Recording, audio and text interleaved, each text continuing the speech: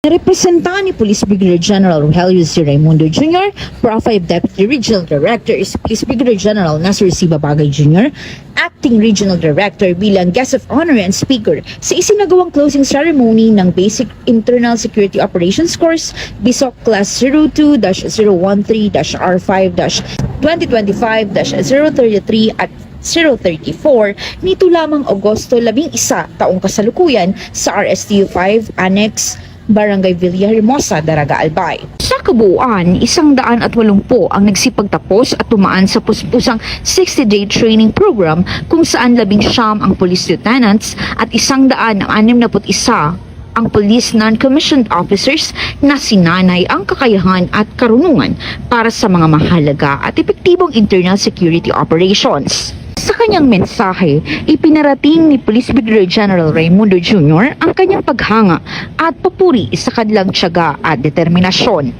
Ipinihatid naman ng overall top 1 ang kanyang pasasalamat sa lahat ng sumuporta at matyagang naghintay upang matapos nila ang nasabing training.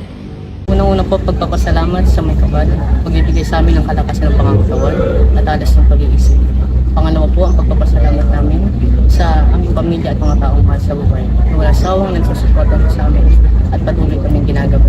Ang PNP Bicol ay patuloy na bibigyan ng pagkakataon at sisiguraduhin ang abilidad ng bawat kasurug cops ay mahahasa para mas mapaganda ang serbisyo na iaalay sa publiko o komunidad.